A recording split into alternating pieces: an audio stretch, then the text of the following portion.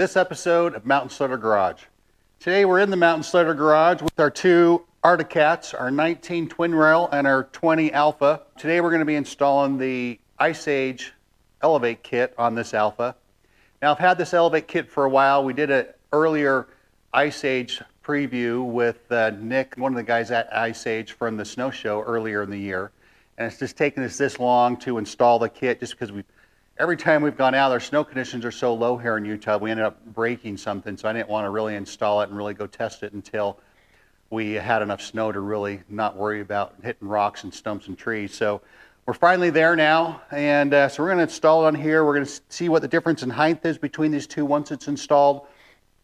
Now, the couple of main benefits you're going to get from an Elevate kit, it's going to make your sled a lot more maneuverable. I mean, the Alpha already is quite maneuverable. The twin wheel is also maneuverable, and there's also a kit for it. We have here the kit from Iceage for the Alpha. This kit comes in this nice Iceage box, beautiful billet spindles, a kit to help relocate the rear suspension. Now, if you're going to put this kit on a dual rail sled, you're also going to need the second part of this kit, which is new rails for your twin rail sled. So that increases the price of the kit. This kit, I think, is about $1,000 for an Alpha, $1,800-ish for a twin rail, but it really turned your sled into a really different machine that's just so much better for technical backcountry riding. So the two things we're going to see from this kit is it's going to raise up your sled. That's going to get your sled out of the snow. When you're going through the powder, it's going to help keep the bottom of your sled from packing all the snow underneath and kind of high centering your sled on the snow. It's going to help you go through deep snow easier and quicker with less throttle. The other thing that's going to do, since it's raising your center of gravity 2 inches in the front, your sled's going to be easier to get on edge, easier to hold on edge as it raises your center of gravity, and it's a little bit easier to tip. So those are the two things you're going to experience, the main two things.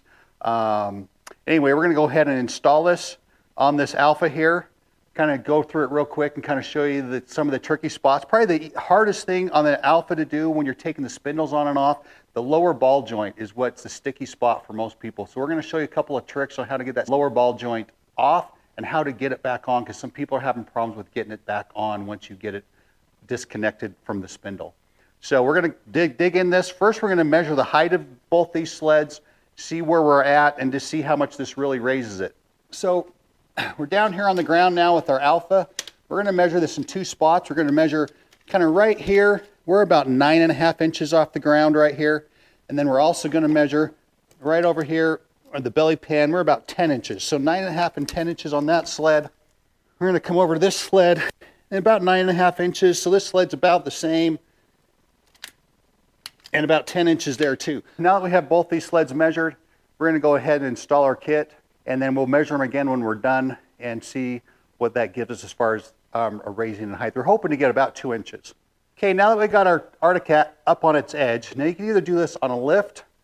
I just turn it over on its side like this, and I've hooked underneath the handlebar, I put a motorcycle stand. Get the sled, the ski up at kind of waist level where it's really easy to work on. You can put it wherever is most comfortable for you. So the first thing we're going to do is pull the ski off. With that, if you still have the stock bolts on here, it's a 13 and a 15 millimeter.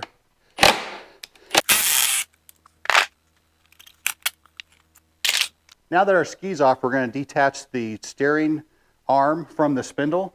15 millimeter socket and a 13 millimeter open end wrench. Open end wrench goes on the top of the bolt like that, and the socket goes on the bottom.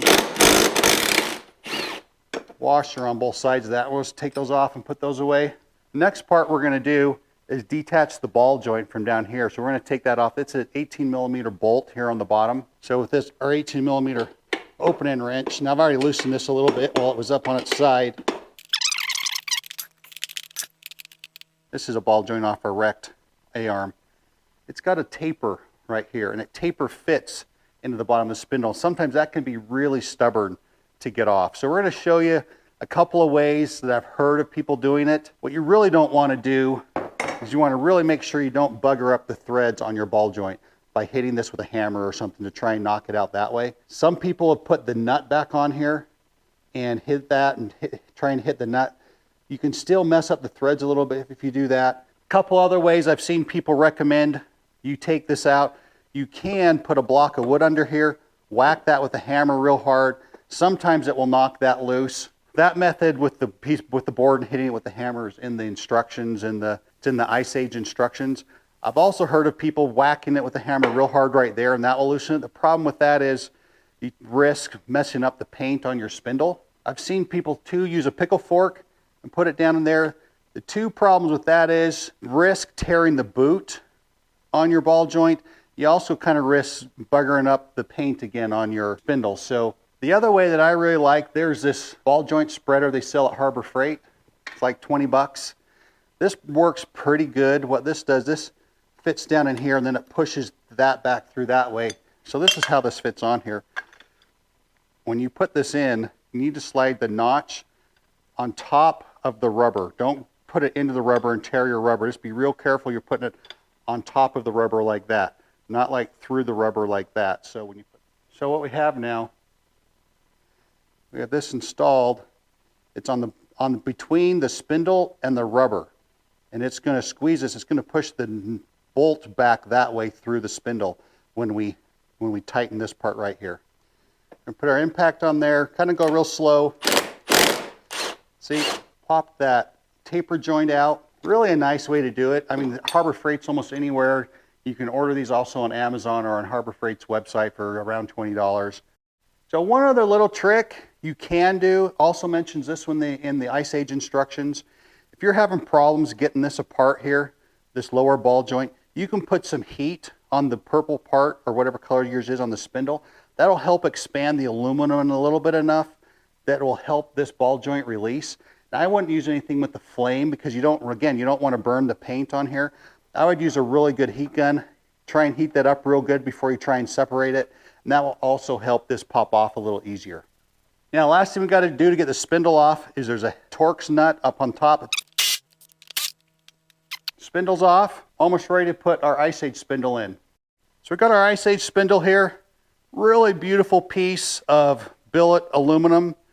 This comes as a giant chunk of aluminum. They put it in their milling machine and mill the whole thing. Probably one of the reasons why these are as expensive as they are, because that's a really expensive process to go through to get all this just perfect. And it turns out just almost a beautiful work of art. I'd almost put it in my office for something. But anyway, before we put these on, we're going to install these because these being longer, I also want to see how much different they weigh than the stock ones. So we're going to just take these and weigh them real quick.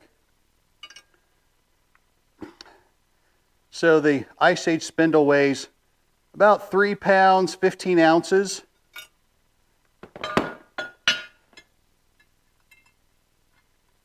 And then the stock one is going to weigh about 3 pounds, 7 ounces. So maybe a half a pound each. Increased weight with the Iceage spindles. Half a pound, well worth it with what we're doing here. Now, one last thing we need to do before we put the spindle on is the kit comes with a new lower shock mount bolt. And the new bolt that comes is a little bit shorter than the stock one. Because what happens if you use the stock bolt, as you turn, the billet arm will hit the head of this bolt where it sticks out here. So we're going to swap that out with a little bit shorter one. It's not that much shorter, a little bit. Maybe 3/16 of an inch or so. But we don't want to mess up our beautiful spindles by not replacing that bolt when we steer to the left and to the right on each side. Now, the nuts that go on here are a nylon lock nut, so you don't have to worry about putting any Loctite on this bolt because it will lock on for you. Not going to hurt if you do, but... So now we're going to put on our spindle. The first thing we're going to do is we're going to hook in the upper ball joint. It comes with a new upper Allen-headed bolt. We're going to put some blue Loctite on this because we don't want this coming out and our suspension coming apart. The kit also comes with some blue Loctite that you can use. I just have that already, so I'm going to use that. Lower ball joint in, line up the upper ball joint, and we'll tighten this down. Now, the other main problem I see when people are installing this kit, since this is a tapered fit, what will happen is the nut that comes on this ball joint is a nylon lock nut. If this tapered fit isn't seated in there, when you try and screw this down, the ball joint's just going to spin. You're not going to be able to screw down the bolt. So an easy way to rectify that is to go buy a non-lock nut that you can screw on here easily, that you can tighten down. I usually put on a washer first. If you tighten this down here really tight, that will lock your taper into place from the ball joint to the spindle. And you want to make sure you get this super tight. What'll happen if you don't, when you go to put your nylon lock nut on there after you take this nut off, sometimes it comes apart. So you want to get that super tight. You want to let it sit for a minute. Okay, now we're going to take this bolt off. Now if you can buy this nut at any Ace Hardware store. I believe it was a 5/8 18 pitch. I think it was like 95 cents or something. I mean, it's kind of a ridiculous price for one little nut, but well worth it. So I did put a washer on here too when I put that other nut on here, just so it doesn't scratch up the anodizing when I tighten up the bolt. Now we have our stock nut. We're going to put back on there, and we'll tighten this down. See, right now, going on super easy. The ball joint's not spinning. Okay, now the last thing we need to do is hook our steering arm back up. Now on the steering arm, there's two washers. One goes on top of the steering arm, and one goes down here below it before you put your nut on.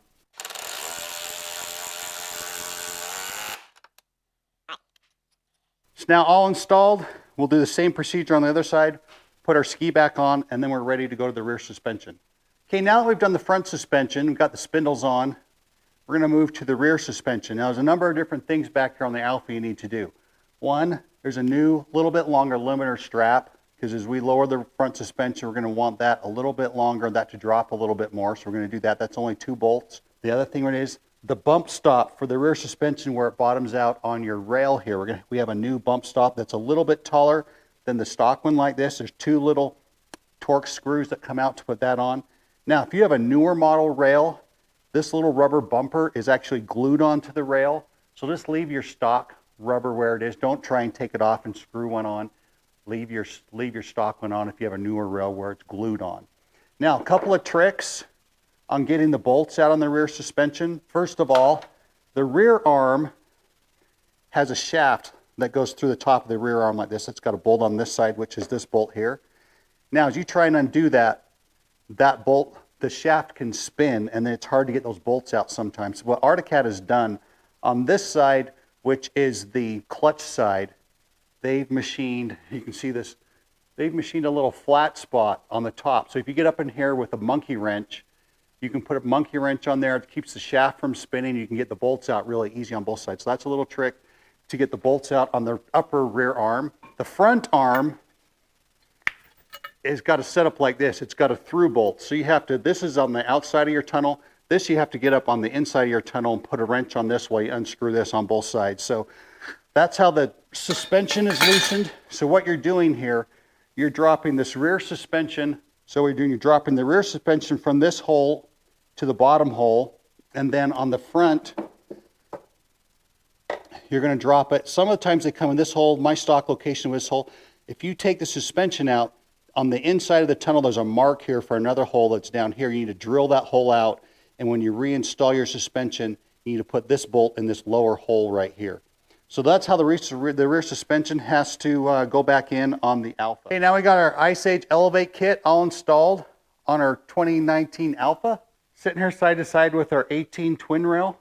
Whereas we measured these before, the fronts were pretty close as far as how far they were off the ground. We're going to remeasure this now that we got our kit on. I remember this was, so we're at about, in the same spot, about 11.5 inches off the ground now. So that gave us the 2 inches we were looking for. And over here, we're about 11 inches. So raised a lot off the ground. Really good as far as deep snow performance. We're going to take this out, do some testing on it. Really a good performance enhancement for your chassis. The Elevate kit on your Alpha, it makes an already very nimble, very fun sled, even more nimble and more fun. Kind of like when the Polaris came out with the Chaos version, kind of made the RMK a little bit more playful and fun. The Elevate kit does the same thing with this, but probably a little more so than what the Chaos did for the RMK. So if you have an Alpha, you're looking for something to just give you that edge and give you a little bit more fun factor and playing in the trees and on side hills and stuff, definitely recommend the Elevate kit. Now remember, I don't get any of these parts for free. I buy all my parts just like everyone watching these videos does. So I would never recommend a part that isn't worth the cost. And this is fairly expensive kit, but you consider you can probably resell your old spindles for a couple $100. You know, for what this kit costs you, definitely worth it if you're out there and really in the backcountry, really hitting the mountains hard and you're a pretty aggressive rider. Even if you're a beginner rider, how much easier this makes to get your sled up on edge, keep a side hill, hold a side hill, initiate a side hill. It really is a good kit, I think, for everyone. So Rich from Mountain Sledder Garage, hope you enjoyed this. Make sure you click the subscribe button down there, the red button in your YouTube channel, and we'll see you next time on Mountain Sledder Garage.